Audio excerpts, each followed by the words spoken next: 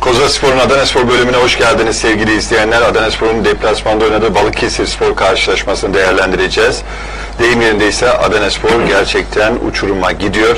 Balıkesir deplasmanında aldığı mağlubiyetle rezil futboluyla ön plana çıktı. Dileriz bundan sonraki dönem içerisinde toparlayabilir ve bir an önce düşme hattının üzerine çıkabilir. Her zaman olduğu gibi sevgili Mehmet Budak, hoş geldin. Hoş bulduk. Sevgili Ali Aydın Altınkan, hoş geldin.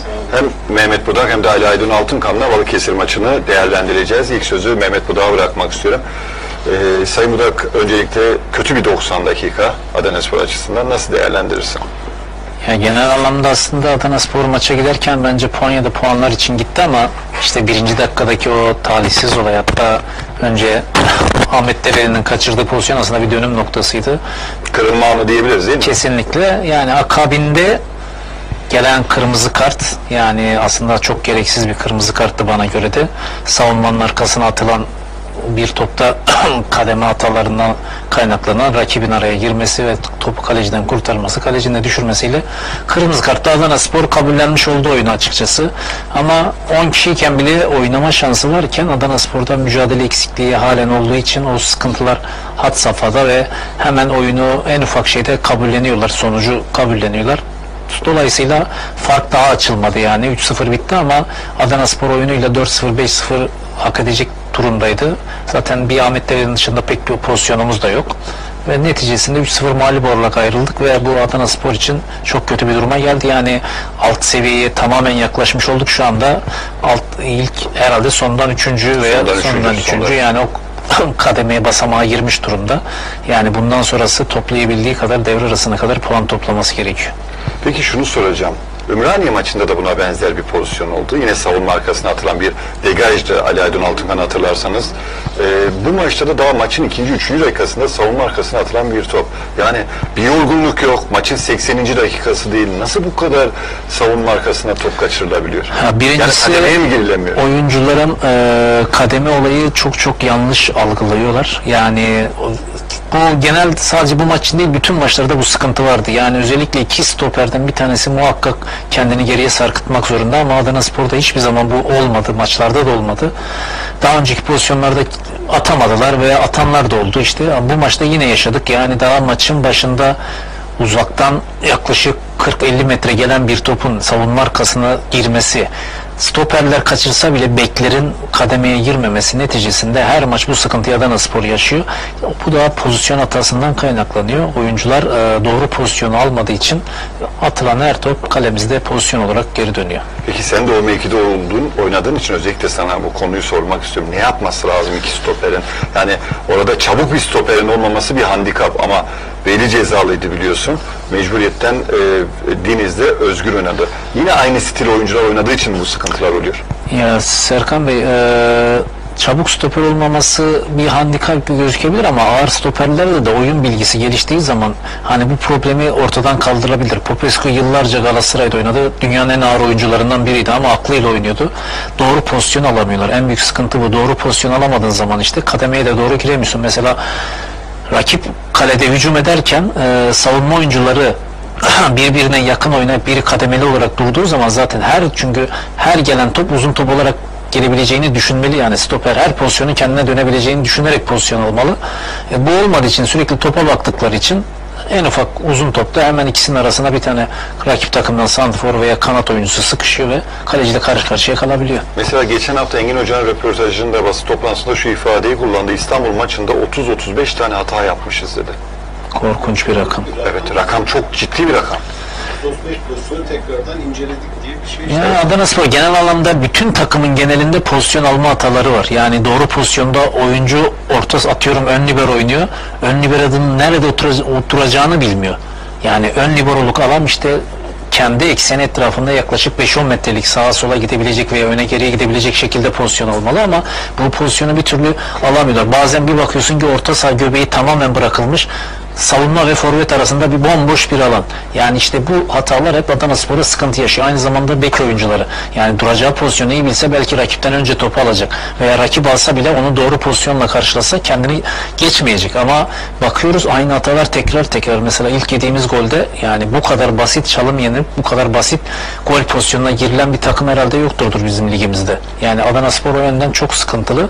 Özellikle kanat oyuncular, bek oyuncuları yani savunma özelliği iyi olan oyuncular olması gerekiyor. Ama her tarafı sıkıntılar. Bu da kadro kalitesizliğini mi ortaya çıkartıyor? Kesinlikle yani o bölgede oynayan oyuncuların bence bu ligin seviyesinde olmadıklarını düşünüyorum. Çok erken bu lige adaptasyon sıkıntısı çektiklerini düşünüyorum. Oyuncuların kapasitesi yeterli olmadığı halde şimdi her maç aynı pozisyonu yediğin zaman oyuncuya zaten oyuncu akıllı olması lazım. Yani geçen haftaki maçı izledik mesela. Geçen haftaki maçta İstanbulspor maçında da aynı oyuncular aynı çalımları yiyorlar ve üstüne hala aynı çalımları yiyorsa bu biraz sıkıntılı bir durumdur. Bu da oyuncunun biraz kapasitesinden kaynaklanıyor. Ali Aydın Altunkan, size dönelim. Siz 90 dakikayı nasıl değerlendirdiniz genel anlamda? Yani 90 dakika aslında ikinci dakikada bitti. 90 dakika oynanmadı maç. 2 dakika oynandı. Ahmet'in kaçan pozisyonu ki olabilir. Ben normal karşılıyorum. Yani orada çok opsiyon vardı. Kaleciden top döndü.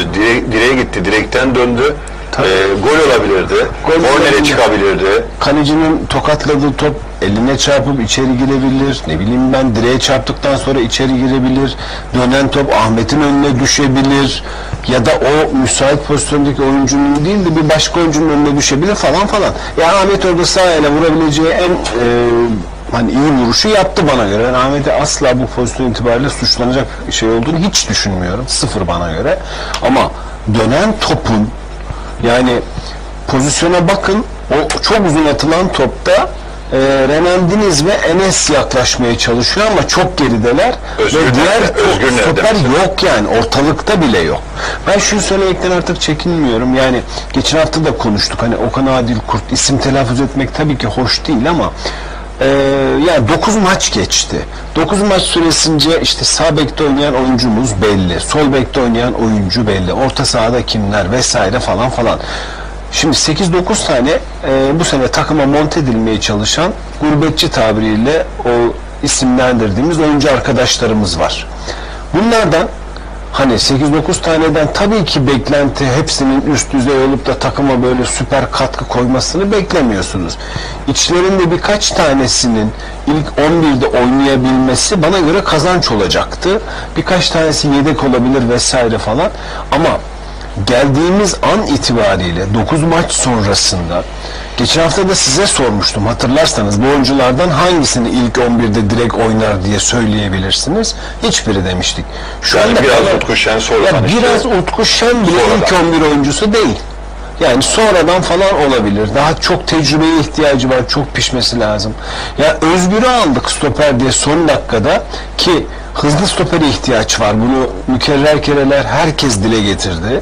Herkes bunun farkında. Çünkü Veli var, elinizde Diniz var, Ağır, İhsan, onların benzeri bir oyuncu. Gele gele Veli'nin kopyası olan, fizik olarak da kopyası olan ama yaşça genç, topu birazcık daha iyi kullandığını söyleyebileceğimiz Özgür geldi. Ama son derece ağır. Ve pozisyon bilgisi bence şu anda Veli'den de kötü.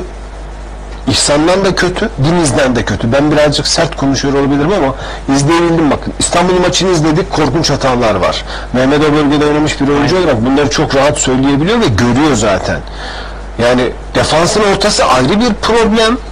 Sağ bek, sol bekleri zaten artık hakikaten konuşacak bir tarafları kalmadı bana. Pozisyon bilgisi anlamında bile sıkıntılar var. Tabii ki. Bakın geçen hafta şeyi konuştuk. Dedik ki yani özellikle sağ bek stopere çok yaklaşıyor. Her uzun top 60-70 metre atılan top oradaki sol bek ya da sol açıkta oynayan İstanbulsporlu oyuncunun ayağına geliyor. Topu çok rahat kontrol ediyor.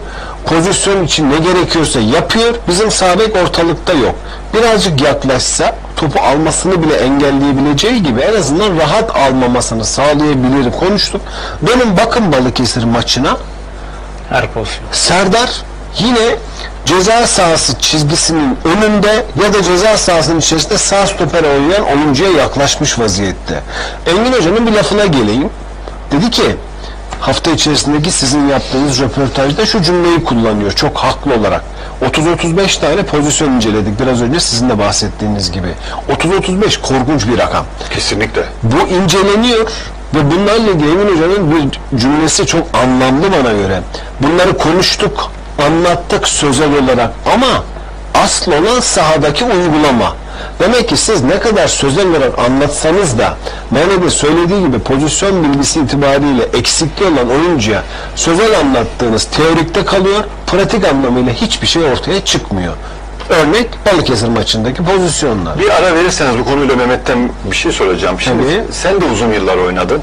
Zaman zaman sen veya takım arkadaşlarında hata yapmış olabilirsiniz. Böyle eleştiriler olduğunda ya da pozisyon hataları yaptığınızda oturup seyredip bunlardan ders çıkartıp ona göre uygulama yapmaz mıydınız? Tabii ki şimdi düşünüyorsun mesela bu tür eleştiriler geldiği zaman ben nerede hata yaptım? İşte diyorlar ki atıyorum pozisyon almada hata yapıyor. İşte rakibe geldiği zaman yakın oynamıyor veya uzak oynuyor. Ben bundan sonraki antrenmanlarda ne yapmaya çalışıyorum? Adamıma daha yakın oynamaya çalışıyorum. Veya doğru pozisyonu almaya çalışıyorum. Çünkü hata hepimize var. Hepimiz hata yapıyoruz. Maç içinde hatalar yapıyoruz ama aynı hatayı ikinci, üçüncü defa yaptığımız zaman o problem. Çünkü hatamızdan ders alıyoruz ve bir daha atıyorum ben hızlı bir santrforla oynuyorum. İlk topu basamadım. Muhakkak geri onu karşılamak zorundayım. Ama ben her topu bastığımda adam vücudu bir koyduğu zaman top alır döner gider gol atar. Yani bu hatayı ben bir defa maçta yaptığım zaman ikinci defa derim ki Mehmet bu adam çabuk adam, dikkatli ol, daha dikkatli davran, çok fazla ısırma, geri bekle dur. Yani kuvvetli oyuncuyla oynuyorsun, atıyorum kuvvetli oyuncuyu baktın ki adam sana vurdurmuyor, o zaman bir adım geriye at kendini. Çünkü adam vücuduyla beraber seni çevirip gole gidebilir. Yani biz stoper olduğumuz için en son noktayı düşünmek zorundayız. Peki, bizi geçerse gol olur. Peki bir şey daha soracağım. Doğru söylüyorsun. Sen zaman zaman Onur Akbay'ı da atıyorum. Sağ bekte oynadın. Mesela sağ bekte oynayan bir oyuncu bu kadar kolay çalım yer mi? Yememesi lazım. Yani savunma oyuncularının savunma yönünün güçlü, hücum yönünün zayıf olması gerekir. Genelde Türkiye genelinde bu böyledir. Yani genelde savunma oyuncuları iyi kademeye giren, kolay kolay çalım yemeyen, doğru pozisyon alan oyunculardan kurulur ama Adanaspor'da bu sıkıntılar çok aşırı safhada. Kanat oyuncuları iki sağ bek ve sol bek doğru dürüst pozisyon almayı bilmiyorlar. Yani top oynanırken pozisyon almak neye göre? İşte her alanda top oynanıyor. Top sağ tarafta oynanıyor, göbekte oynanıyor, solda. Yani topun olduğu yöne doğru her zaman pozisyonlu bir şekilde gitmesi lazım. Şimdi 9 tane maç oynandı veya 10 tane maç. Hangi birinde böyle gördünüz mü mesela savunma oyuncularının 4'ü birden aktif bir şekilde birbirlerine dengeli olarak, kademeli olarak kayıyorlar. Kademeli olarak birbirlerinin kademesine giriyorlar. Veya savunma arkasına atılan, stoperin arkasına atılan topta bek oyuncusu girip topu kesebiliyor. Ama bu hiçbir maçta ben görmedim açıkçası. Ben Menemen maçında mesela Canberk'in yaptığını gördüm. Sağ bek Canberk yaptı. Yani sol tarafta geldi. Değil mi? Hatırlıyorsunuz değil mi? Tabii. İşte bu tür şeyler olmadığı için de Adanaspor'un yani her maç yenilmesi gayet normal. Çünkü savunmada bir bütünlük yok. Oyuncular arasında bir nasıl konuşma, diyalog yok. Bu diyalog olmadığı zaman bu hep sahaya da yansıyor. Aynı şekilde bu orta saha için de geçerli. Şimdi Ahmet Dereli'nin pozisyonu diyoruz ya, benim için Ahmet Dereli'nin oraya gitmesi benim için her zaman her şeyden önemli. Pozisyonu atar atamaz o ayrı bir şey. Tabii ki Ahmet Dereli yani son vuruşları çok iyi olan bir oyuncu değil. Yani sağ ayağına geldi. Sağ ayağına da geldi yani ama doğru pozisyona doğru yere gitti. Önemli olan yani bir kanat oyuncusundan beklenen ters taraftan gelen pozisyona doğru oldu ve olmadı. Ama geri kalan 90 dakikalık bir süre var. Yani senin maçı her türlü 1-0 olsa bile maçı çevirebilme durumun var 10 kişiyle oynayıp ama biz öyle hatalar yapıyoruz ki savunmayı bile doğru dürüst yapamıyoruz rakibe karşı. 10 kişi kendi sahamızda savunmaya çalışıyoruz ama adamlar hep uzağız. Yani rakip takımın stoperleri... Temaslı futbol yok değil mi? Kesinlikle. Rakip takımın stoperleri o kadar rahat geliyorlar ki ceza sahamızın yarısına kadar gelmiş durumdalar yani orta sahamızın. Böyle olursa mağlubiyet kaçınılmaz. Sözü size bırakalım. Sizden alıp birkaç tane konuyu öğrenmek istediğim için özellikle Mehmet bu daha sordum. Tabii ki. Ne demek? Yani neticede hani sağ bek, sol bek, stoper vesaire yani bence hani SOS derler ya SOS veriyor yani korkunç durumdayız. Hani düşününce böyle bir defansif hatla hiçbir maçta gol yemeden falan bitirme şansınız yok. Hani gol yemeden bitirirseniz hiç olmazsa gol atamazsanız bile puan alacaksınız. Bir tane maç var Adana Demirspor maçı gol yememiş. O da mucizevi bir maç. Bütün maçlarda gol yedi. Yani böyle olunca da hani bir şey bekleyemiyorsunuz ki maç 2. dakikada bitti derken onu söyledim yani Kırmızıyı gördük Goran ki Goran hatalı. Bunun da üstüne basa basa söylemek lazım. %100 Goran hatalı. Hani iyi maçlar oynuyor falan ama o çıkış hatalı.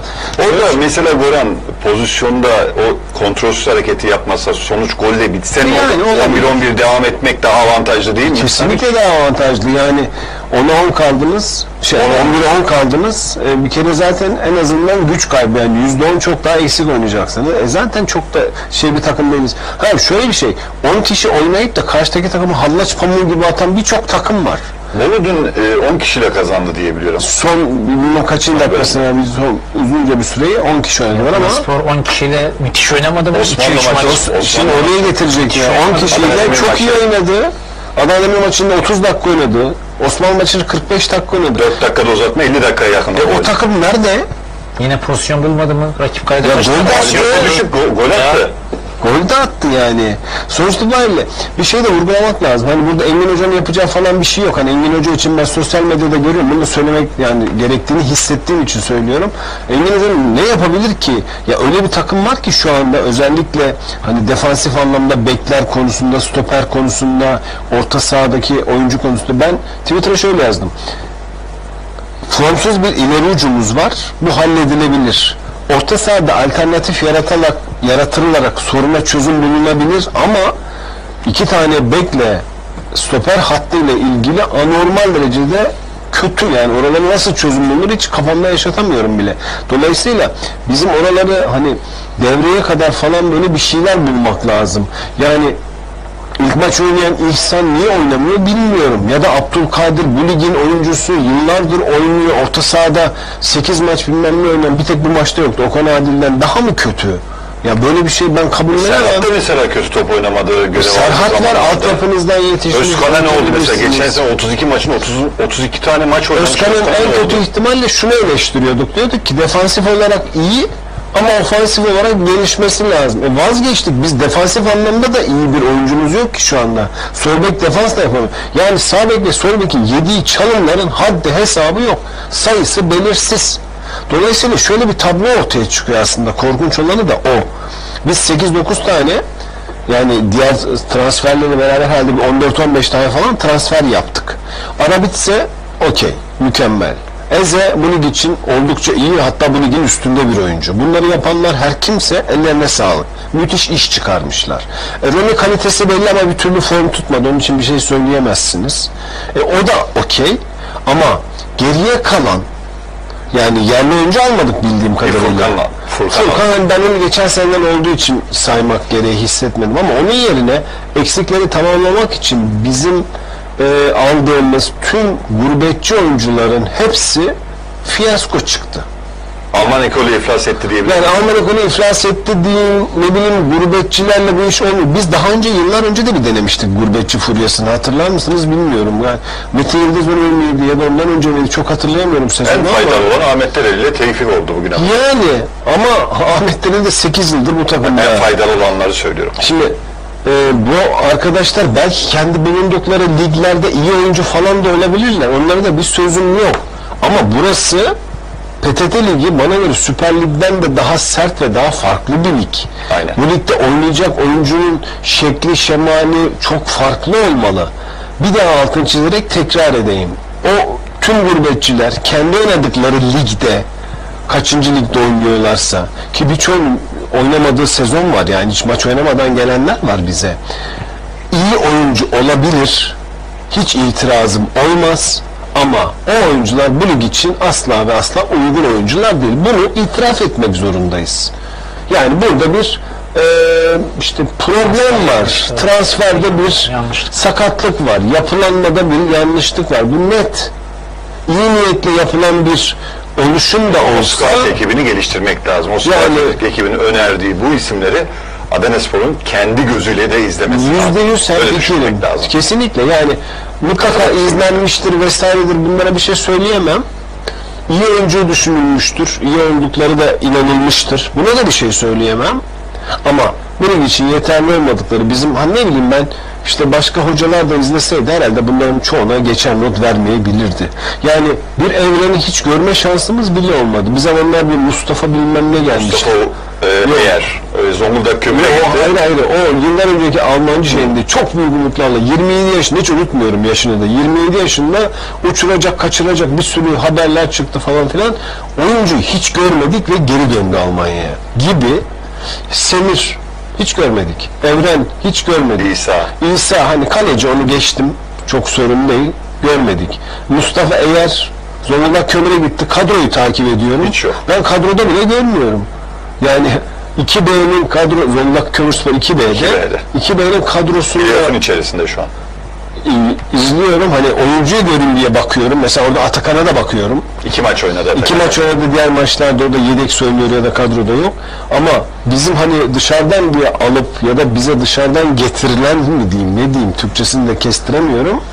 Ortada yok. Hocam yani A kategorisinden gidip de B kategorisinde oynayacak diye bir durum yok zaten. Ben şöyle bir şey söyleyeyim. Tabii.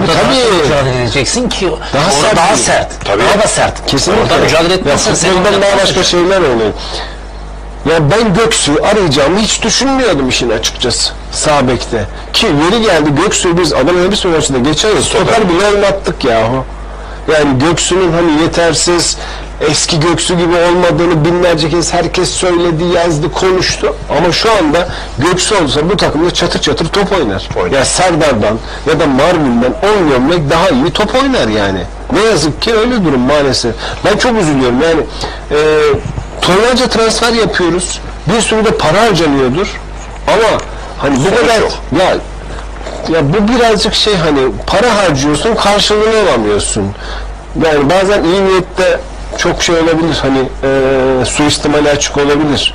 Ben bizim scout ekibi ya da transfer komitesinin hani çok iyi niyetle bu işlerin başında olduklarını ve buna kalkıştıklarından eminim. Ama karşılık bulamadıklarını görüyoruz şu anda. İyi niyetle yapılan işin bize faturası biraz ağır oldu şu anda. Bir an önce bu işten sıyrılmanın da farklı bir yönünü bulmamız gerekiyor. Mehmet Burak, maçın başına dönersek, kırmızı kart gördü Goran orada. Mutlaka bir hamle yapılacak. Ön taraftan mı oyuncu çıkar, orta sahadan mı oyuncu çıkar? Birinci sorum. Genel bir değerlendirme yapmanı isteyeceğim. İkinci sorum, maçın 41. dakikasında ikinci değişikliğe gidildi. İkinci değişiklikte Eren oyundan çıktı. Sağ bek orijinali, ikinci sağ bek Marvin oyuna girdi. Üçüncü değişiklikte gol lazım artık Adanaspor'a. Ama orada da Utku çıktı oyundan. Bu kez ikinci sol bek orijinali Özkan oyuna dahil oldu. Bu değişiklikler herkesi şaşırttı. Engin Hoca tribündeydi. Mehmet Öztürk sahadaydı. Acaba Mehmet Hoca mı yaptı, Engin Hoca mı yaptı onu tam bilmiyoruz ama inan ki değişiklikler çok şaşırttı. Sen nasıl değerlendirdin? Ya ilk pozisyonda, kırmızı kart pozisyonunda oyuncu değişikliği doğru. Yani ön taraftan birinin çıkması veya kanat oyuncularından birini çıkartır genelde hocalar. Yani orta sahanın daha dirençli kalması için orta sahadan bir oyuncu çıkmaz. Ama diğer iki oyuncu değişikliği saçma sapan bir olay açıkçası. Yani ben Eren'in niye çıktığını hiç anlamadım. Yani ne mantıkla çıktığını, çünkü seni rakip sahada kaleye götürecek oyuncular bir Abdurrahman Ahmet Dereli ile Eren'di. Yani bunlar savunma arkasında koşu yapabilecek oyunculardı. Bu Eren de çıkınca bu tamamen savunmaya yönelik bir futbola dönmeye başladı. Yani biz bunun anlamı fark yemeyelim. Tabii ki biz gol yemeyelim bugün. Ne olsa en azından bulursak bir tane gol buluruz. 1-1 biter gibi, ama sonuç için 2-0, 3-0'ı buldu. Yani çok savunma oyuncusu almakla da gol yemeyeceksin diye bir şey yok. Tam tersine savunma oyuncusu alarak daha çok pozisyon yersin. Çünkü savunma oyuncuları birbirlerine yakın oynadığı zaman bu sefer çok boşluk bırakıyorlar ve bu boşluklardan da golü buluyorsun ve nitekim buldu. İkincisi Özkan'ın girdiği pozisyonda yine Utku Şen'in çıkması, neden Utku Şen çıktı onu açıkçası ben de bilemiyorum.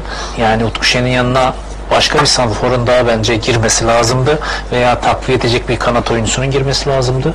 Yani değişiklikler konusunda çok iyi geçmedi. Yanlış oyuncu tercihleri oldu. Bu da mağlubiyette rol oynadı. Yani Osmanlı maçını izliyoruz, hatırlarsanız 45 dakika 50 dakika Adanaspor 10 kişi oynadı. Orta saha üçlendi. Hatta ikinci yarı oyuna başlarken Ahmet Dereli ile Eze'ydi yanlış hatırlamıyorsam. Çift forvete döndü Adanaspor. Yani genelde hocalar 4-4-1'e döner ama o maçta mesela orta saha üçlerinde 4-3-2 gibi oynandı hatırlarsanız. Ya çift santrfor oynadığınız zaman rakip takımın stoperleri de oyuna çıkamaz. Çünkü iki oyuncu birden baskı yapacak. Hem kenar oyuncularına hem stoperlere baskı yapacağı için oyuncuların çıkmasını da böylece engellersin. Çift santrfor oynadığında. Aynı şekilde kendi tarafından da yani gol atma imkanı daha fazla oynayacak çift santrfor oynadığın için, ama denemedim. Farklı bir yöne denedim. Ne düşündüler orada onu çözemedim açıkçası. Ya anlam verecek bir değişiklik değil. Hani kelime karşılığı yok bana göre. Ya 2-0 mağlupsun, hani eğer puan almaksa niyetin gol atmak zorundasın. Gol atacaksan işte ne bileyim ileriye dönük oyuncu olmak zorunda. Biz sol bek sağ bek alıyoruz. Zaten sol bek sağ bekten kötü. Yani ben hani bir de santrfor çıkıyor, bir de kanat çıkıyor. İleriye topu kim götürecek? Ne bileyim pozisyon olursa topa kim vuracak? Yani kim nasıl olacak? Yani tek anlam çıkar. Ha derim ki tamam, skor 2 mi 3 mi artık her neyse ona amenna şükür deyip geri çekileceğiz. Yani bu da ne oluyor? Sizin hiç maçta falan ilginiz yok. Dakika 2 kırmızı kart geldi, maç bitti. Ne bir direnç var, ne bir isyan eden oyuncu var, ne bir işte oyuncuları yönlendirecek bir abi var. Hiçbir şey yok. Yani maçı izlerken bir ara şuna kapıldım. Yani bir takım antrenmandasın, bir takım hücum yapıyor, öbür takım savunma yapıyor. Nasıl bu kilidi açarızın pesini bir sağa çeviriyorlar, bir sola çeviriyorlar. Tabii, yani sen savunma yapıyorsun, top gelse bile topu uzaklaştırıyorsun, duvar gibi geri dönüyor. Maç bu şekilde geçti. 2 tane çok güzel tweet gördüm. Bir tanesi şuydu. Yani Balıkesirspor'u bile oyundan soğuttunuz. Yani onlar bile hani hücum yapamaz hale geldiler. O kadar şey. Bir tanesi de ona benzer bir şeydi. Yani hani Mehmet'in dediği gibi antrenmanda bile Balıkesirsporlu oyuncular bundan daha fazla yoruluyordur. Kesinlikle. Yani bu kadar hakikaten kötü. Yani hani bizim bir şey konuşmamız gerekmiyor ki. Bugün programa gelirken yani gideceğiz tamam da ne konuşacağız? Konuşacak o kadar hani hem çok şey var hem hiçbir şey yok. Ya, herkes her şeyi görüyor. Yani maçı izleyen herkes yani çıplak gözle de izleseniz, televizyondan da izleseniz, geçen haftaki İstanbul maçı da 30-35 tane hocanın söylediği. Yani izliyorsunuz kabus gibi. Altay maçı 3-3. Neler oldu? Altay 5 tane gol atabilirdi yani.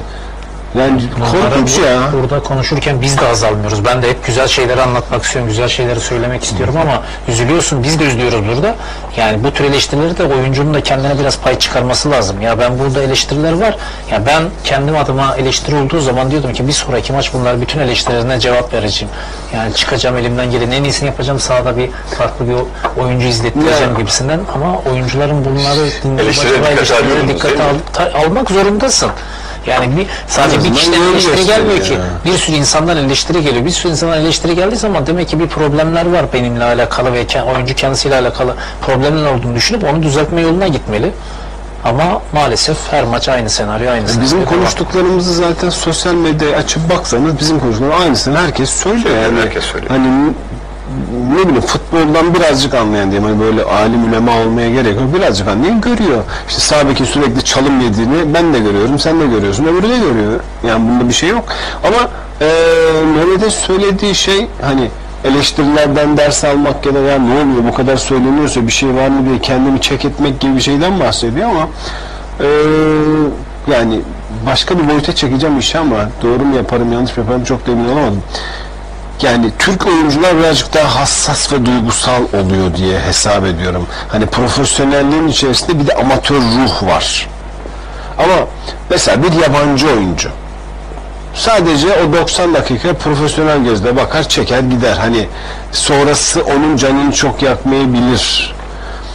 Yani bizim Türk oyuncuların penceresi birazcık daha farklı. Mehmet o yüzden hani o söylediğini, senin söylediğini Türk oyuncular belki dinler de işte yabancı kökenli, yabancı oyuncu, gurbetçi demek istemiyorum ama hani daha profesyoneller, işimiz bu kadar yaptık.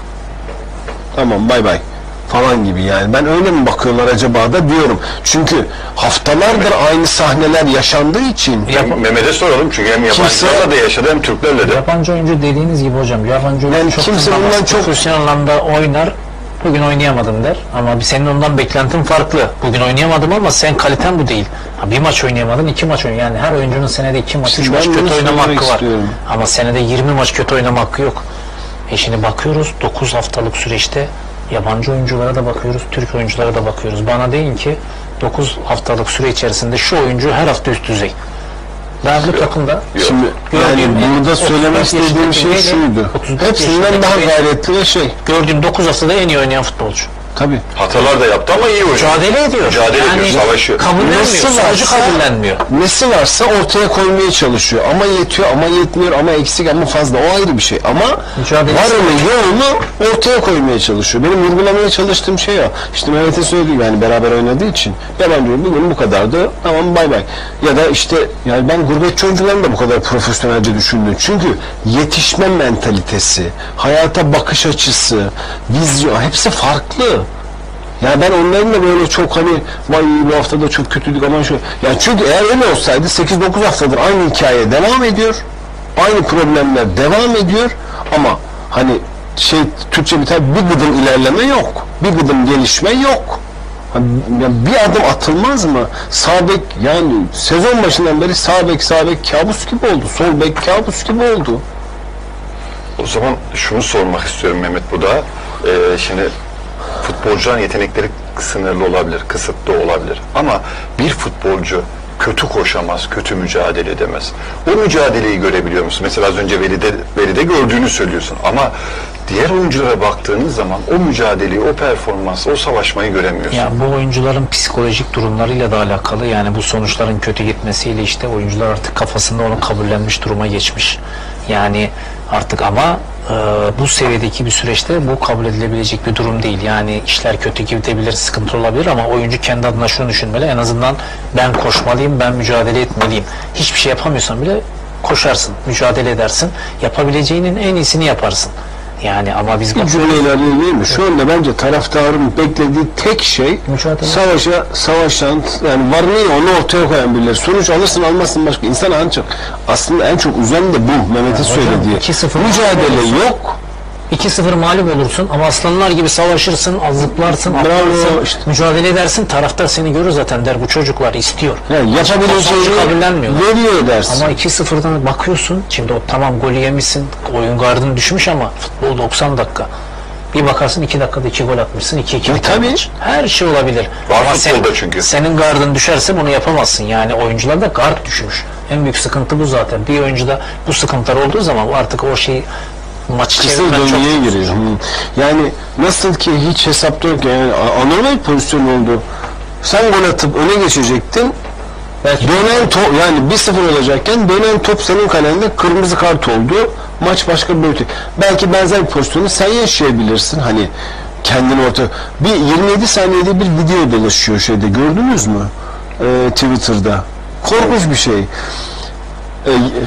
Yani maç içerisinde bir 27 saniye, herhalde maçın başı anladığım kadarıyla, şöyle bir sahne, vurgu olsun diye bunu bahsediyorum. İzledim, inanamadım çünkü. Bir takım hücum yapıyor, tam gol atacak, topa vuruyor oyuncu, boş kale. Kaleci aynı bizim pozisyona benzer. Kalecinin topu çıkarıp çıkarmadığı anlaşılmıyor. Yani ben de izlediğimde topun çıktığını görmedim. Top direğe çarpıyor, bir şey oluyor, top çıkıyor ve o kalesinde top çıkan takım oyuna devam ederken diğerleri sevinmeye gidiyor. Kalecileri de dahil. Doğru onu gördüm. Top diğer kaleye gidiyor, bomboş gol atıyor. 1-0 öne geçtiğini sanarken 1-0 geriye düşüyor. Toplama bunun 27 saniye sürüyor. Ya şunu söylemeye çalışıyorum. Biz orada geri düştük. 2. dakikada kırmızı gördük de belki 5. dakikada ya da 75. dakikada onlar da kırmızı görebilir. Sen o ana kadar dirençli kalırsın. Misal yani, atıyorum. Evet. Ya da işte Ahmet'in pozisyonu, yine bir pozisyon yakalarsın falan. Bunların hepsi mümkün. Mesela Mehmet'e gene soracağım, takıldığım konular var. Mesela bunların olması gerekmez mi? Bora'nın kırmızı kart gördüğü pozisyon, Adanaspor'un yediği 1, 2 ve 3. goller. Hepsinin arkasında bakıyorum. Ya bir tane lider oyuncu çıkıp hadi beyler bu işi başarırız, bu işi kotarabiliriz ya da mücadele edebiliriz diyecek bir tane lider oyuncu göremedim, biliyor musun? Bu takımda mücadele gücü yüksek, ısıran, basan birkaç tane oyuncuya ihtiyaç var. En büyük sıkıntı bu takım içinde. İşte bu tür durumlarda, işte böyle mağlup duruma geçtiğinde o takımı canlandıran belli oyuncu profilleri olur. O profilleri sahneye sokabilecek oyuncu şu an Adanaspor'da yok. Hemen oyunu kabullenme dönemine geçiyor. Yani bunun ikinci yarısını düşünün. İkinci yarı siz öyle maçlar oynayacaksınız ki yani küme düşme hattının içinde olacaksınız. Yani şu an Adanaspor küme düşme hattına doğru ilerlemişti. İçinde şu anda. Bu durumdan kurtulabilecek oyuncu sayısı Adanaspor'da hemen hemen hiç yok. Birkaç oyuncu dışında. O profile gelmeden önce bu puanları toplamak gerekiyor. Yani o yüzden de takımdaki oyuncuların sorumluluk alması gerekiyor. Özellikle burada abilere büyük iş düşüyor. Kesinlikle. Ne olursa olsun, hangi takımda görev yaparsan, hangi şehirli olursan veya hangi hizmet yaptığın yerde muhakkak o takımı sahiplenmek zorundasın. Burada birinci görev gençlere düşmez, birinci görev abilere düşer.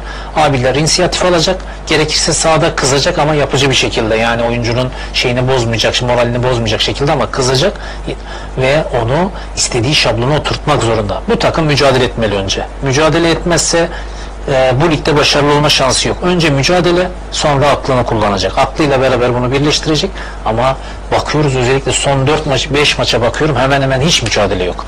Oyunu kabullenme, rakibe rahat top almasını sağlama, yani 11 kişi bir arada bulunuyor ama 11 kişi yan yana böyle bakıyorlar, uyuyorlar. Yani işte orada artık ısıracaksın, rakibe yakın olacaksın. Özellikle orta sahayı geçtiği andan itibaren rakibi ısıracaksın. Isırma olmadığı zaman, sadece beklediğin zaman 11 kişi bile olsan ceza sahası içinde 2 tane 3 tane gol yiyorsun ki bu maçta da oldu. Yani özellikle ilgilenen ilk gole bakıyorum, ilk gol facia. Yani bu kadar basit çalım bir oyuncu yiyemez. Yani savunma oyuncusunun yememesi, forvet oyuncusu çok yiyemez mi diyelim, yoksa bu ligin oyuncusu değil mi diyelim? Bana göre bu ligin oyuncusu değil de hani ben o tabiri kullanmak istemedim açıkçası. Ben söylemişim. Ya haftalardır kullanmıyoruz bu tabirleri de, artık kullanmamak gibi de değil Mehmet, gözünü seveyim yani. Ben seni çok iyi anlıyorum, ben de kullanmıyorum ama artık hakikaten kullanılmayacak gibi değil. Ya benim bu yaşta sahaya giresim geliyor yani. O kadar öyle bir sıkıntı yaşıyorum. 40. Ama üzülüyorsun yani açıkçası çok üzülüyorum yani, bu ligde oynayacak bu seviyedeki bir oyuncuların böyle hatalar yaptığı zaman üzülüyorsun. Ya böyle olmaması lazım. Bu ligin oyuncusunun böyle olmaması lazım çünkü bundan sonraki lig Süper Lig. Oyuncu burada kendini gösterecek ki Süper Lig'e kapak atsın. Ama ben bakıyorum, inanın kapasitesi 2. lig, 3. liglerde oynayacak oyuncular var bizim takımımızda. Açık ve net. Yani kalite çok düşük. Yani hakikaten sanki geçen seneki kadrodan da böyle zayıfız gibi. Yani gibi değil aslında, zayıfız. Hani daha önceki geçenlerde konuştuğumuz gibi sağ bek kötü, sol bek kötü, şu anki oynayanlardan bahsediyorum. Defansın ortasında mesela Onur, yani şimdi hani şey olacak ama Özgür'den de iyi oynardı, şeyden de iyi oynardı yani. Hani bakıyorsun hakikaten geriye gitti takım. Ön taraf iyi oldu. Buna hiçbir sözüm yok. Yani ön tarafın bu haliyle bu takımda böyle hani ısıran bilmem ne yapan bir şey olsa Adanaspor şimdi belki de çok başka bir yerde olurdu. Yani Eze'nin, ne bileyim Arabitse'nin, Roni'nin falan böyle formda olduğu bir takımda ön taraf hakikaten çok iyi olur. Ya şu anda hocam. Ama o ön tarafı da kullanacak bir adamın yok ki. Eze yani, kaç haftadır oynamıyor? 3 hafta oldu mu? Ya biz ileride top tutamıyoruz ya. Evet. Tabii. Nasıl çıkacağız biz ileriye? Mümkün değil top ki. Tutamıyoruz çünkü attığımız oyuncu ona yönelik bir oyuncu değil. Top saklayamıyoruz. Toplu saklayamayınca takım çıkamaz zaten ileri. Aynen öyle. Eze olduğu zaman en azından topu saklıyordu. Takımın çıkmasını sağlıyordu. Yani Eze'nin eksikliği bu takım için çok büyük dezavantaj. Yani bir şekilde aslında hani birçok mevkide olmasa bile en az 3-4 mevkide böyle çok radikal değişikliklere ihtiyaç var gibi görünüyor. Yani bekler konusunun bir şekilde hallolması lazım bence. Ya Özkan işte yani geçen sene 30 maçtan falan fazla oynadı. 32 maç. Defansif anlamda da çok iyi işler yapıyordu. Yani bilmiyorum sakat mıdır, başka hasta mıdır, hiçbir fikrim yok. Siz asist yapıyorsunuz. Ben de hemen soruyu Mehmet Budak'a soracağım. Şimdi futbolcu olarak şunu sormak lazım. Şimdi İhsan geçen sene 7 maç oynamış, 2. devre gelmiş ve 3. ligden gelmiş ama 7 maç oynama şansı yakalamış. Özkan 32 maç oynamış. Evet, hücumsal anlamda katkı koymamıştır ama savunma anlamda kötü oynamamış alt ligden gelmesine rağmen. Serhat bu sezon oynadığı maçlarda kötü top oynamamış. Abdülkadir geçen sene 20 maç oynamış ve bu ligde adından söz ettiren bir oyuncu. Daha önce Erzurum'da da top oynamış. Şimdi bu oyunculara ne oldu da bu duruma geldi? Mental olarak mı sıkıntı yaşadılar sizce? Ya her şey olabilir. Yani hocalar da bunu görüyordur zaten, oyuncunun antrenmandaki performanslarını. Belki oyuncular oynamadığı antrenmanda da isteksiz davranabiliyorlardır. Veya hocanın kafasında başka tercih vardır. İşte Enes'i tercih ediyordur, Özkan'ı tercih etmiyordur ama Enes'i bir hafta 2 hafta dener zaten. Bu hocalar da denerler. Yani bakarlar, oyuncu istediği performansı vermiyorsa mecburen yine Özkan'a ibre dönecek. İşte Özkan orada devreye girmesi lazım. Artık orada Özkan'ın kötü oynama şansı kalmaması ama sanki gerekiyor. orada mental olarak Özkan bitmiş genç gibi gözüküyor. Ama oyuncu, bu hoca tercihidir. Yani oyuncunun burada bitmemesi lazım. Yani biterse oyuncu kendine yönelik sıkıntısı olur. Yani Evet. senenin geri kalanında da oynamayacak çünkü. Bu kafayla devam ederse. Ama oyuncu ısrar edecek. Ben bu formayı benden aldı hoca. Ben de hocadan formayı alacağım diyecek ve idmanda o bir koşuysa kendi iki koşacak. Yani hocaya başka türlü gösterme şansın yok. Maçta oynamıyorsan antrenmanda çok iyi göstermek zorundasın. Yani hoca seni bir hafta oynatmaz, ikinci hafta oynatmaz. Üçüncü hafta mecbur oynatır seni. Yani o bölgede sıkıntı varsa hoca seni orada deneyecek. Senin işte o zaman oynadığın zaman artık daha iyi oynaman lazım. Daha tecrübe, çünkü Hazır bileceksin ki- olacaksın. Tabii ki rekabetin anlamı budur zaten. Sen iyi olacaksın ki arkandaki hep sıranı beklesin. Sırasını bekleyecek. Şu anda Özkan sırasını bekliyor. Ama sırasını beklerken de mücadele etmek zorunda. Yani gardını düşürürse zaten daha kendisi için zarar olur. Takım için zarar olur. toparlayamaz. Herkes için zarar olur. Ama en çok Özkan'a zarar olur. Mesela Abdülkadir şu takımda oynamaz mı? Yani oynar. Ama şans bulamıyor. Yani sonradan bile oyuna girmiyor gördüğümüz kadarıyla. Adanaspor'un en kalabalık yeri orta sahası. Yani orta sahada çok alternatifli kadrosu var ama beklenen, istenen düzeyde hiçbiri bugüne kadar beklenen düzeyde olmadı. Yani doğru ikiliyi veya doğru üçlüyü bir türlü bulamadı Adanaspor. Bunun da maçlarda sıkıntısını çok yaşadı. Yani Abdülkadir de iyi bir oyuncu. Geçmişi de iyi olan bir oyuncu. Yani artık kendisinin de mi gardı düşmüş, hoca tarafından, hocanın tercih ettiği bir oyuncu modeli değil mi, bunu bilemiyoruz. Mesela Serhat tamam geçen sezon Kozan'da kiralık oynadı ama bu sezon oynadığı maçlarda katkı koymaya çalıştı. Serhat da hiç düşünülmüyor. Evet, iyi bir oyuncu. Yani altyapıdan oyuncunun ben her zaman oynaması taraftarıyım ki Serhat'ı da beğeniyorum. İle geleceğinin de çok parlak Okan olduğunu kadar oynar diye düşünüyorum. düşünüyorum. Ben de düşünüyorum. Rahat. Serhat'ın da daha gelişmesi lazım. Serhat'ta mesela o sert futbol oynayan oyuncu tip profili var aslında. Aynen katılıyorum. Yani bunu geliştirse, bunu daha ileri, O temaslı futbolu aynen, yapabilir. temaslı futbolu yapıp daha mücadeleci bir oyuncu profili, çünkü hani topu çok iyi kullanan oyuncu değil de çok mücadele eden oyuncu profili var. Bu alanda kendini geliştirirse bence çok daha iyi yerlere gelir. Yine mesela sezona Veli ile İhsan'la başlanıldı. İhsan o maçta hata yapmadı yanlış hatırlamıyorsam. Veli penaltıya neden olmuştu. O bir hatadır ama öyle gerekti.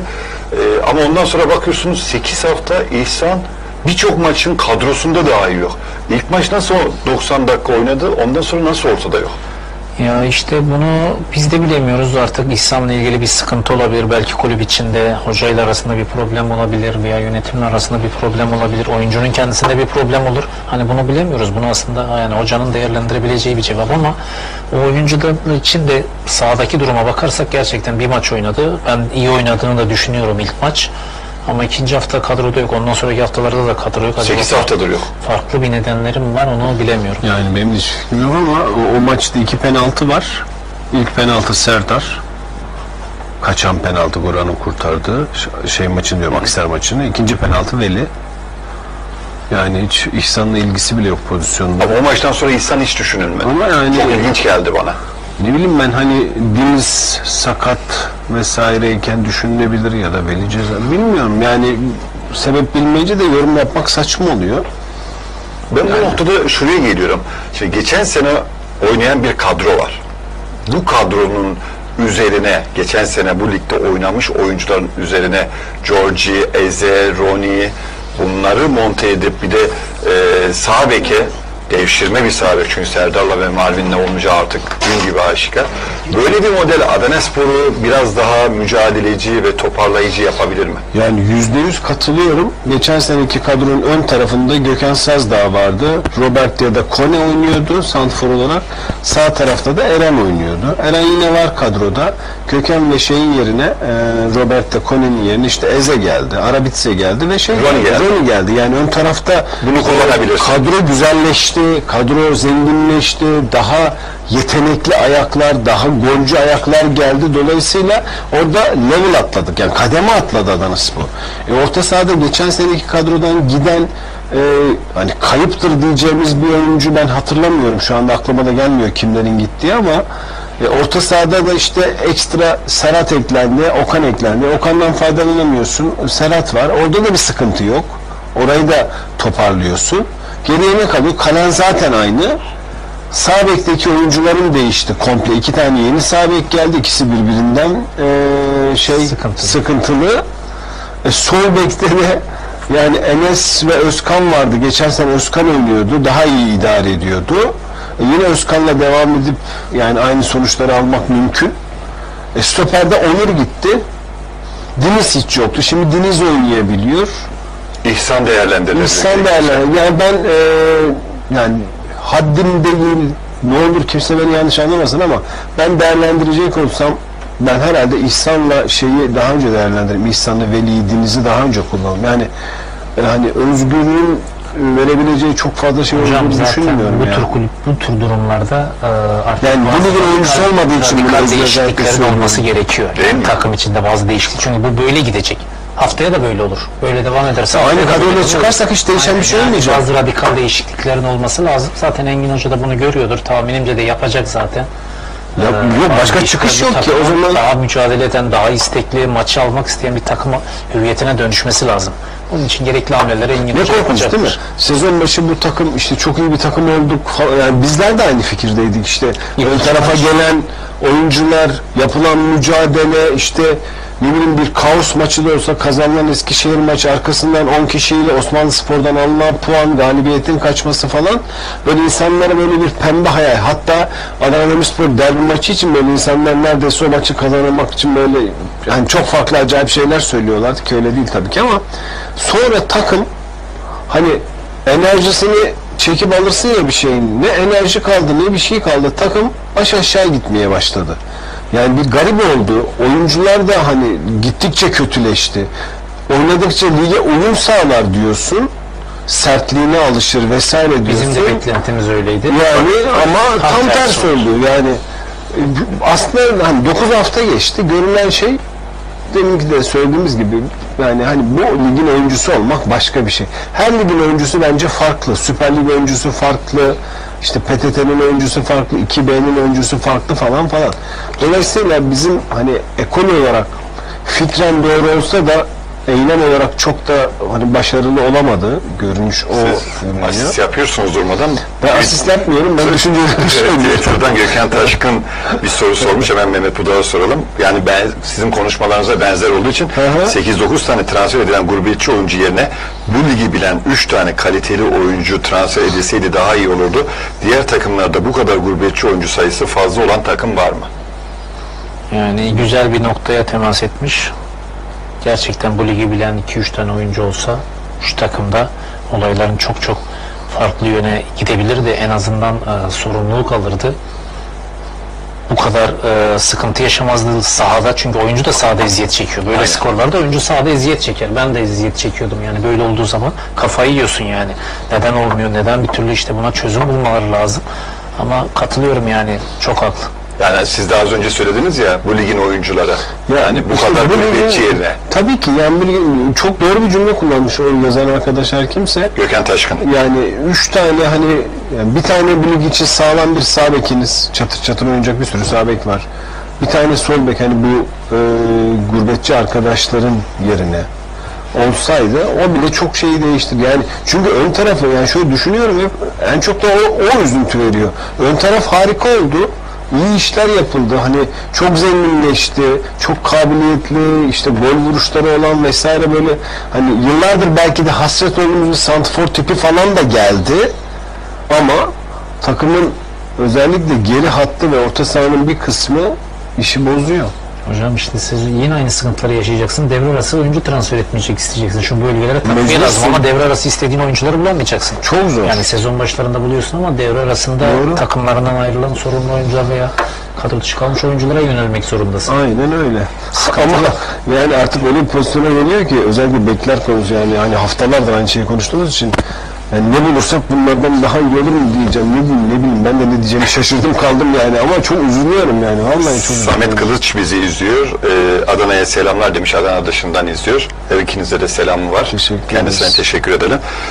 Mehmet Udak Kaan Dereci Ağdar'da 4 tane soru göndermiş. Sağ bekte Abdülkadir veya Evren'i oynatılsın. Bizim gördüğümüzde Engin Hoca'yı göremiyorum. Sahada tecrübeli oyuncu yok. Eyüp Hoca 1.70 boyundaki Göksu'yu stoper oynatmıştı az önce sizin söylediğiniz derbi maçıyla ilgili. İhsan Uğur gibi hava hakimiyeti olan kesici bir önde basan stoperimiz var. Neden oynatılmıyor? Özkan nasıl mental olarak bitmiş? 5 pozisyon Özkan üzerine geldiler. Bir kere geçemediler.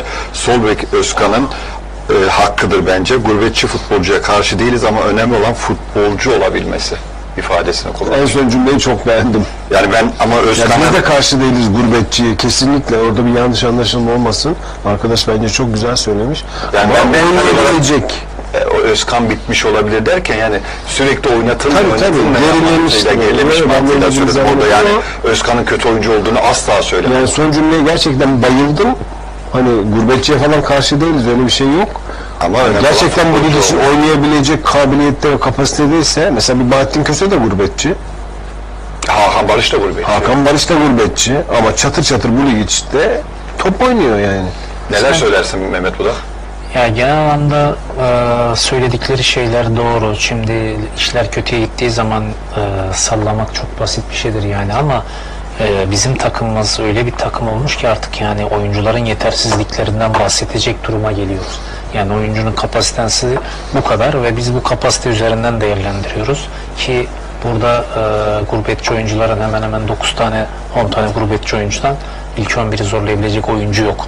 Bırakın işte ben biraz Utku'yu beğendim açıkçası yani fena oyuncu değil ama kat edebilir ileriye yönelik ama onun dışındaki diğer oyuncular çok sıkıntılı. Yani bu lig için yeterli olduklarını düşünmüyorum. Genç oyuncuların da dahil yani genç oyuncu olsam bile hani bir yerden kazanırsın. Şimdi bakıyorum sağ bek oyuncumuza Serdar, evet dayanıklılığı var, mücadele etmeye çalışıyor ama pozisyon bilgisi sıfır, çok basit çalamıyor, kademe olayını bilmiyor. Yani bir savunma bek oyuncusu için olmazsa olmaz şeyler Serdar'da yok. O zaman bunu elemek zorundayım. Yani Engin Hoca da zaten belki elinde olmayan oyunculardan artık devşirme mi yapacak, nasıl yapacak biz de bilemiyoruz. Yani o bölgeye kesinlikle çözüm bulması, savunma hattına çözüm bulması gerekiyor. Evet. Yani savunma totaline beraber artık antrenmanlarda ben tamamıyla savunma mı çalışır takımı yani hoca da şaşırmıştır. Neresini düzelteyim? Yani o kadar zor. Nereyi düzelteyim? Yani zor bir iş. Yani gerçekten zor bir iş. İşte sağımı düzelteyim, solumu düzelteyim, orta sahayı düzelteyim, kanatlarımı düzelteyim. Yani çok sıkıntılı bir süreçte geldi. Allah yardımcısı olsun. İnşallah başarır. İnşallah yani devre arasına kadar puanlar toplamak zorundayız. Yani en az 15-16 puan üstüne çıkmak zorundayız. 15'in üstündeki her puan Adanaspor için avantaj. Tabii kesinlikle yani ikinci yarı yapılacak 3-4 tane bu ligi bilen iyi oyuncuların takviyesiyle bu takımı bu sene bu sıkıntılardan kurtarabilir. Ama 15 puanın altı tehlike çanlarının çalması demek. Erdal Telli soru sormuş size, aktarım Ali Aydın Altunkan. Serkan abi iyi yayınlar. Mehmet abi ve Ali abi saygılar diliyorum. Bu eksikler ne olacak? Bir an önce sakatlıklardan kurtulmak az oyuncularımızın bir an önce sahalara dönmeleri lazım. Devre arasında bir an önce gelse de transfer yapsak bir an önce ilk yarının bitmesini istiyorum. Çok tedirginim demiş. Yani tedirgin olmak konusunda hemfikirim, ben de tedirginim. Ama bir an önce diye bir şey yok. Mecbur oynanacak. Önümüzde işte 9 hafta geçti. Daha bir 7 hafta daha var. 7 haftayı da böyle geçireceğiz ama hani farklı çözümler üreterek 8 hafta var. 9 hafta bitti. 9. 7 dediniz ya 8 hafta var. Pardon, özür dilerim. 8 hafta daha işte elimizdeki kadrodan bir şeyler yaratarak oynamak zorundayız. Yani en iyi alternatif neyse Engin Hoca bulacaktı. Ben geçen hafta Engin Hoca'ya Allah yardım etsin demiştim. Mehmet bu hafta dedi. Yani bence hangi hoca gelse Allah yardım etsin diyeceğiz bu şeyle. Bir şeyin altını çizmek gerektiğini düşünüyorum. Mehmet biraz önce bahsetti. Hani sallamak kolay vesaire. Biz şu anda asla herhangi bir oyuncuyu eleştirmek konusunda bir maçlık bir değerlendirmenin sonunda geldiğimiz nokta değil. Aynen. Bunun üstüne basa basa vurgulamamız lazım. 9 hafta sonra geldiğimiz noktada artık görünen bu. Bir şey söylemeye gerek yok. Hani bir maç kötü oynadı diye herhangi bir oyuncuya kötü bir cümle sarf edecek bir şeyimiz yok. Düşüncemiz yok. Öyle bir şey söz konusu değil. Ama 9 hafta geçti. Geldiğimiz nokta herkesin ortak fikri olan, herkesin de görebildiği bir nokta olduğu için biz de burada dile getirenler olarak sahne alıyoruz. Özetle çözüm bulunsun diyoruz. Yani evet. Yani ben olmayayım bir başkası da olsa buna benzer şeyler konuşacaktır. Mehmet olmasın bir başkası olsun yine benzer şeyleri konuşacak çünkü şey ortada. Hani ürün ortada. Evet. O ekstra bir şey yok maalesef. Erdal sakin olsun. Mehmet Nadir Yılmaz yayına katılmış ve bize WhatsApp üzerinden mesaj göndermiş. O da çok iyi bir Adanasporludur. Takım olarak gerçekten kötü günler geçiriyoruz. Adanaspor takımında bu ligin futbolcuları olmayanlar var, doğru. Fakat mücadele edecek futbolcular olduğunu sanıyorum. Balıkesir maçında oyuncu değişiklikleri çok şaşırtıcıydı. Taraftar olarak takımı eleştirdik ama artık yürekten desteklemek gerektiğini düşünüyorum. Engin Hoca'ya güveniyoruz. Elindeki malzemeden iyi işler yapacağına inanıyoruz. Ayrıca şanssızlıklar da yaşadığımız bir gerçek. İyi yayınlar. Nadir Yılmaz. Yani, neler söylersiniz? Doğru. Genel anlamda şanssızlık olan durumlar da var. İşte sakatlıklar var. Ama sahaya çıkan oyuncular bunun bilincinde olarak çıkmak zorunda. Yani sahaya çıkan oyuncular bu şanssızlıklar sonucu sahaya geçip o formayı almışlar. Ve yani eline fırsat geçmiş tabii. Eline yani, fırsat gelmiş ve bu fırsatları sen avantaja çevirip artık oynamanın peşine olacaksın. Atıyorum Enes, atıyorum Serdar, atıyorum Veli, atıyorum her kimse, yani isim yani, önemli değil. Tabii, yani önemli. Kim o formayı almışsa artık sezon sonuna kadar bırakmaması gerekiyor. Ama oyuncu bunu kabulleniyor. Ben çözemiyorum açıkçası. Yani o formayı aldığı zaman bırakmaması lazım ama bu sıkıntı çok fazla. Aynı şekilde diyor ki ben istemiyorum bu formayı, tekrar sen al. Tekrar o alıyor. Ben istemiyorum, tekrar sen al. Yani öyle olmaması lazım. Eski bir futbolcu ve yıllarca profesyonel oynamış birisi olarak söylediğim bu cümle aslında ne kadar anlamlı. Yani formayı eline geçirdiği zaman şöyle bir hani bir tabir vardır futbol literatüründe geçen, bilmiyorum hani böyle halk arasında mı diyeyim ya da kişiler arasında, hani çimleri yersin, hani eline forma geçmiş, o mücadeleyi, yani bir mücadele anlamında sarf edilen bir kelime, o çimleri yerim derler ya. Yani eline forma geçmiş, artık neyin varsa koy artık, kim oynatayım şansını. Tabii. Sen iyi olacaksın, hoca seni zaten direkt oraya yazacak. Kafasına yani, onu yerleştireceksin. Eline böyle fırsat geçtiği an işte o fırsatı çok iyi değerlendirecek, yani bilmiyorum, yine iş gelip o zaman nerede kilitleniyor? Yetenek ve kapasite de kilitleniyor. Yani bu, başka bir şey yok. Necati Katıçelik sormuş ama şöyle demiş: İhsan'ın oynatılmamasını anlamıyorum. Bir görsel de göndermiş. Görselin içerisinde oyuncuların kaç maç oynadığı yazıyor. Serdar 7, Veli 8, Deniz 7, Özkan 5, Enes 6 kez sahada forma şansı bulmuşlar. 9 maçta tabloda görüldüğü gibi bu takım, bu defans kurgusuyla 9 maçta 17 gol yemiş. Devşirme mutlaka revizyon şart. Siz ne düşünüyorsunuz demiş. İkiniz de sormuş bu soruyu. Yani 9 maçta 17 gol korkunç bir rakam. Neredeyse 2 gol. Maç başı 2 gol ya. Korkunç rakam yani ya. Sen hiçbir şey yapmıyorsun. İçeri dışarı. Yani. Maçta 2 tane gol yiyecekmiş gibi maça çıkıyorsun. Yani bu hedef 3 gol atmak, puan alacaksın. Aynen yani. Başka bir hedefin olamaz. Yiyeceksin işte. 2 gol zaten 3 gol attın, bir Eskişehir yendin, Altay'la da berabere kaldın. İşte yani minimum 3 gol atarsan puan alma şansın var. Yoksa 2 gol zaten kalende. Bir şekilde yiyeceksin. Zaten takımın durumunu apaçık ortaya çıkıyor. Bu takımın savunma yapamadığını, bu takımın genel anlamda takım savunmasını yapamadığının göstergesi, çünkü yenilen gol sayısı çok fazla. Önce hocanın... bildiğim kadarıyla ligin en çok gol yiyen takımıyız. Evet. Hemen bir bakayım ona isterseniz. Mehmet yani cevaplandırırken. Yani en çok gol yiyen biziz. İşte en büyük sıkıntımız da bu zaten. Savunma. Eskişehir 19, Adanaspor 17. Dün Eskişehir 3 yiyince tabii bizi geçti. Benim baktığım bir öncekiydi. Hemen Cumartesi net bilgi verelim diye bak. Sezon başından beri ki en büyük sıkıntı, her zaman söylüyoruz. Takım savunmasını yapamadığımız için 17 gol çok büyük bir rakam. 9 haftada çok büyük bir rakam. Tabii. Yani bu demek ki kalan 8 maçta da biz 15 gol yiysek ilk yarı 30 golü bulacağız. Ya bu neye benziyor? Neye benziyor biliyor musunuz? Basketbolda her maç 100 sayı yemeniz gibi. Yani yok. Hani bunun bir elle tutulacak tarafı yok ki. Her maç 2 gol yiyen garanti gibi görünüyor. Her maç 2 gol yiyorsan sen nasıl, nereden, kimden puan alacaksın? Kime 2 gol at ya da 3 gol atacaksın da bir puan alma şansın olacak? Mümkünatı yok ki bunun.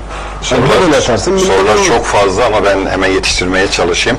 Ahmet Gültekin yazmış. Bu yıl transfer edilen oyuncuların yetersizliği kadar kalanlar da yetersiz demiş. Ligdeki takımlar geçen yıldan daha iyi olduğu için kalanların da yetersiz olduğunun bu yıl daha belirgin görünüyor. Sonuç olarak kurulan kadrolar 3-4 yıldır yetersiz. Bu yıl geçmiş yıllardaki gibi erkenden havlu atacak takım olmadığından dolayı Adanaspor'un işinin zor olduğunu düşünüyorum demiş. Katılır mısınız? Yani pardon. Kesinlikle evet. Hocam yani doğru tespit etmiş. Yani geçen sene iyi olan oyuncular bu sene katkı veremiyor. En büyük sıkıntı o, formsuzlar, işte sakatlıkları var. Yani bu geçen seneden beri formunu sürdüren oyuncu var mı? Gördüğünüz şimdi şöyle bir şey de var. Biraz yani Ahmet sanki mesela son Balıkesir maçında Bakayoko fena değildi. Ayakta kaldı. Görüşü doğru ama şöyle bir şey de söylemeden geçmemek lazım. geçen seneden kalan oyuncuların bir kısmı hala, yani gurbetçilerin çoğunlukla oynamasından dolayı çok forma şansı da bulamadı. Yani biraz önce konuştuğumuz Abdülkadir ortalıkta yok. İşte ne bileyim Serhat oynatabilirsiniz, yok gibi. Oyuncular forma da bulamıyor. Takımların genel kalitesi daha mı yüksek?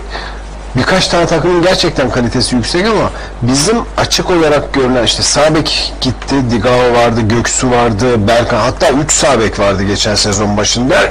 Berkan da vardı. Yerine gelen 2 kişi o gidenlerin hiçbirinin yerini tutmadı. Son tarafta yani geçen sene zaten Özkan hani sonradan gelip takıma katılmış, 30 maç oynadı vesaire. Yedeği yoktu. Hala öyle.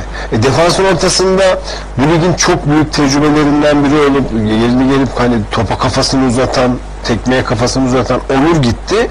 Yerine hiç bu lig tecrübesi olmayan Özgür var şu anda falan gibi. Gerçekten kadro olarak, kadro kalitesi olarak düştü. Ve yeterlilik olarak çok düştü. Doğru bir tespit. Düşük ön tarafta birazcık daha iyileştik. Biraz önce konuştuğumuz gibi. Ama ön taraftaki iyileşmeyi de hani vizyona çıkartacak orta saha ve gerideki kalitendir. Onları topla buluşturacak, top atacak, adamı kaçıracak falan. Ama öyle bir şeyimiz yok. Yani Furkan form tutamadı, Roni form tutmadı, Kaan sonradan gelmiş, katıldı. Hiçbirinin böyle süper top oynuyor, ön tarafa şöyle kat koyuyor, araya pas atıyor falan diye bir adamın yok. Dolayısıyla bence geçen seneki kadronun gerisinde kaldığımız çok net belli.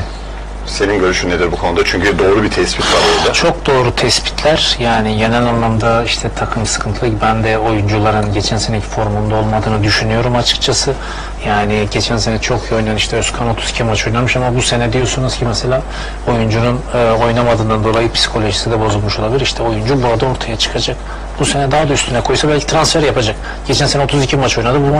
Bu sene de 30 maç oynasın. Yani istikrarlı bir oyuncudur. İstikrarlı bir oyuncu olduğu zaman da zaten transferi de kolay olur. Yani oyuncu bırakmayacak değil mi? Kesinlikle. Onu söylemek istiyorsun. Kesinlikle. Bırakmamak zorunda. Adanaspor mücadeleyi bırakmış. Sahadaki mücadeleyi bırakmış. En büyük sıkıntı bu zaten. Yani kötü oynayabilirsin. İstediğin gibi sonuçlanamayabilir pozisyonlar ama mücadele ettiğin sürece her zaman 0-0'a bağlısın. Mücadele ettiğin buna sürece. katılıyorum. Kötü koşamazsın, kötü mücadele edersin. Aynen. Yani çok klasik. Adanaspor'da o sıkıntı var. Oyuncuda da var. Oyuncu mücadele etmiyor. Yani koşuyor ama nasıl koştuğunu, nasıl yani maçı isteyecek şekilde koşmuyor. Ben sahada izlediğim zaman bu takım bu maçı alır diyemiyorum. Ya benim onu düşünebilmem lazım tribünde seyirci olarak. İşte rakibe basmak lazım falan diyor. Bizimkiler rakibe basmıyor, rakibe refakat ediyor. Aynen. Yani yanında beraber hani öyle ting ting ting gidiyor gibi, böyle çok kötü bir cümle kullandım ama yani mücadele yok. Hakikaten hiç mücadele yok. Direnç yok. Çok kötü yani. Çok kötü görünüyor. Çok soru var ama artık sona yaklaşıyoruz. Halil Hidayet Gezer sormuş. Öncelikle başarılar dilerim. Ligin demine demir attık. Bu hafta Bolu'ya yenilirsek ya da berabere kalsak dahi o çukurdan çıkamayız. Bir takımda bu kadar sakat olmaz. Hedefimiz belli oldu. Ligde kalmak. Allah sonumuzu hayır etsin demiş. Daha çok haftalar var ama 10. haftada da hani bu cenderenin içinden çıkamayız denilebilir mi Mehmet Kutak? Yani bu onun demek için çok erken açıkçası ama devam ettiğimiz sürece bunun içine girdiğimiz zaman çıkmamız çok çok zor olur ilerleyen haftalarda. Özellikle işte dedik ya ilk yarı sonuna kadar en az 15 puan üzerine çıkması gerekiyor ki şu andaki amaç o olmalı. Kazanabildiği kadar özellikle iç sahadaki maçlardan galibiyetle ayrılmak zorunda ki Adanaspor kaç haftadır galip gelemiyor. Eskişehir maçı sonrası yok. Tek bir galibiyet zaten. Yani bir galibiyeti var. Bu da oyuncular üzerinde büyük baskı yaratır. Hani bunu aşmalar için de çok çabuk bir galibiyete ihtiyaçları var. O mesajı yazan arkadaş gibi yani benzer düşüncelerin olmasının Halil Hidayet Gezer. Yani bu düşüncelerin temel sebebi takımın mücadele gücünün olmamasından dolayı bir ışık göremiyor insanlar. Yani evet bu takım mücadele ediyor ama kaybediyor işte toparla. Mesela 9 hafta kaybetmiş bir Adanaspor da var. 9 haftada 0 çekip. Levent Hoca dönemi. Levent Hoca dönemi Maraş'ı gidip yendikten sonra çıkışa geçtiğin. Ama işte başka bir şeyle hani oyunsal olarak takım Mehmet'e söyledi mücadele eder bir şey yapar falan filan da sonuca ulaşamaz ya da şanssızlık olur şu olur bu olur bir olmaz iki olmaz sonra olur falan dersin. Şimdi bakınca ya bu takım kimi yenebilir ya da kimden puan alır diye düşünce insanı bitiriyor. Yani taraftarın da bakış açısı o olduğu için ışık görmüyor. Problem o. Son olarak buradan nasıl çıkılır? Bunları yıllarca yaşamışsınızdır. Belki bu bölgelere düşmüşsünüzdür ya da şampiyonluktan uzak kaldığınız dönemler olmuştur. Ne yapardınız futbolcu olarak? Birinci görev oyuncuya düşüyor.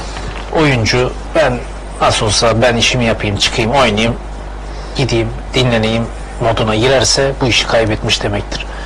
Oyuncu inisiyatif alacak, önce kendini eleştirecek, kendi yaptığı hataları, arkadaşlarına hatalarını söylemek yerine hepimiz önce kendimize bakacağız. Yani kendimiz sahada neye verdiğimizi, takım olmaya çalışacağız. Adanaspor'un takım olamıyor. En büyük sıkıntı bu. Takım olamadığı için zaten bu mücadele gücü de. Belki herkesten fazla koşmuştur, atıyorum, bir sağ bek oyuncusu. Ama sonuç yok. Ama doğru şekilde koşmamıştır. Veya orta saha oyuncusu. Yani takım halinde bu bütünlüğü sağlayamıyor. Bunu da çözecek olan oyuncular, hoca, ama oyuncular kendi inisiyatif almak zorundalar. Yani özellikle buradan ben takımın abilerine seslenmek zorundayım. Abiler burada Furkan, Veli, işte Hakan oynadığı zaman, Barış, Abdülkadir. Yani abiler, oynamayan abiler bile bu takımı sahiplenmek zorunda. Çünkü sonuçları kendilerine de yansır. Yani bu takımın Allah göstermesin küme düştüğü zaman bütün oyunculara yansır. Küme düşmüş bir takımın oyuncusu olarak bu ligde devam ediyor. Yani bu oyuncu için büyük sıkıntıdır. Önce oyuncular inisiyatif alacak. Hocalar oyuncuları motive edecek, destekleyecekler. Ama artık mücadele gücünü artırması gerekiyor. İşte yönetimin bazı hamleler yapması gerekiyor. Gerekirse başkan gelecek oyuncularla. Başkan burada dün oyuncularla birebir konuşacak. Birebir konuşacak. Çözüm yollarını, yani sıkıntılarının ne olduğunu, maddi anlamda sıkıntıları varsa onları giderme yolunda onlarla çözüme ulaştıracak. Ama bu olaylar artık maddiyatı aşmış durumda. Yani oyuncu sahada mücadele etmiyor. En büyük sıkıntı bu. Mücadele etmesi gereken. Yani oyuncu kendisi için mücadele etsin. Para almasa bile kendisi için mücadele edecek. Yönetim de maddi anlamda onların sorunlarını çözebilecek seviyeye getirdiği zaman bu handikaptan bir maç, iki maç galip geldin mi zaten bu handikapı aşarsın. İki galibiyet Adanaspor'u 9. 10. sıralara çıkartır. Yukarılara taşır. Ondan sonra önüne alanını değiştirirsin. Bu sefer bakış açın değişir. Ama bunun olması için önce sahada mücadele etmesi lazım. Yarın Diyarbakırspor karşılaşması var, Türkiye Kupası. Sonra da cumartesi Bolu maç var. Neler söylersiniz son olarak? Ben yarın Diyarbakırspor maçının iyi bir hazırlık olacağını düşünüyorum. Şu anlamda bu kadroyla oynamaya devam ettiğimiz müddetçe herhangi bir yere ulaşamayacağımızın net sonuçları ortada. Dolayısıyla hani Engin Hoca için şöyle bir avantaj olduğunu düşünüyorum yarınki maçın. Kadroda değişiklik yapmak ya da bazı oyuncuları hani takıma monte etmek fikri varsa, ki olduğunu düşünüyorum, olmak zorunda en azından. Bu maç öyle bir şey için, ne derler, deneme, hazırlık anlamında iyi olacak. Yani sonucunun ne oldu beni hiç ilgilendirmiyor yarınki maçın. Gidip izleyeceğiz. Yani sahaya kim çıkıyor, nasıl oynuyoru görebileceğiz. Sonrasındaki Bolu maçı ciddi anlamda çok zor maç. Bolu hep ters gelen bir takım neticede bize, ama yani iyi mücadele edilirse ancak sonuç alınacağı için Diyarbakır maçında prova, Bolu maçında da oyunun sahnelenmesi olarak ben bakıyorum. Önce prova yapacağız, sonra sahneye koyacağız. Son olarak kupa için bir şey söyleyecek misin? Yarın saat 18.30'da Diyarbakır maçı oynanacak. Ya oyuncu için aslında bu bir avantaj. Kötü oynadığın bir maçtan sonraki her zaman oyuncu bir sonraki maçın daha çabuk gelmesini, bir an önce o maçı unutmayı sağlar. Ki oynamayan oyuncu için de avantaj. Yarın kupa maçı, yarın sonuçta bir maç ve bir resmi maç. Burada oynamayan oyuncular ve oynayan oyuncular da hepsi oynamayan oyuncu sahaya girip mücadelesini edecek. Ben de bu takımda varım. Hocaya kendini ispat etmek durumunda. Hoca da halen takımı tanıma evresinde, 2 haftadır bu takımın başında. Ama 2 hafta sonra, 2 hafta içinde hoca o takımı tanır artık. Yani bir aylık bir süreçte bütün oyuncuları denemiştir, görmüştür. Kim iyi, kim kötü onun kararını verir. Oyuncular açısından bir şans. Kupada da ilerleyip kulübe de maddi anlamda hem kazanç hem de oynamayan oyuncular için büyük bir fırsat, kazanılması gereken bir maç. Bir cümle ekleyebilir miyim? Yani oynamayan oyuncular için diyorum, evet katılıyorum, ama şöyle de bir pencereden bakmak için de dedim. Yok, şu anda oynayan oyuncular zaten onda hemfikirim.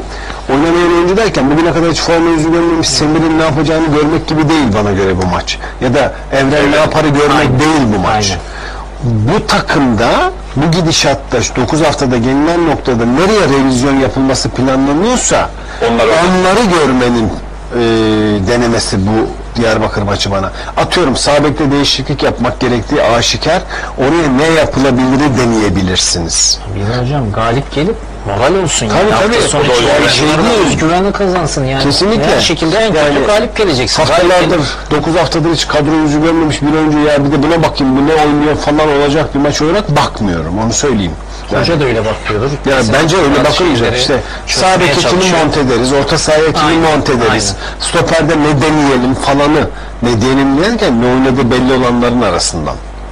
Yoksa sıfır oynamış evreni denemek değil yani. Çok teşekkür ederiz hem Mehmet Buda hem Aydın Altunkan'a. Biz teşekkür ederiz. Adanaspor yarın saat 18.30'da Beşucak Stadı'nda Diyarbakır Spor'la karşılaşacak Türkiye Kupası'nda. Cumartesi günde saat 16.30'da yine sahasında Boluspor'u ağırlayacak. Bu iki karşılaşmada Adanaspor'a başarılar dilerken bu zor günde Adanaspor taraftarının takımına 90 dakika boyunca destek olmasını temenni ediyoruz. İyi akşamlar.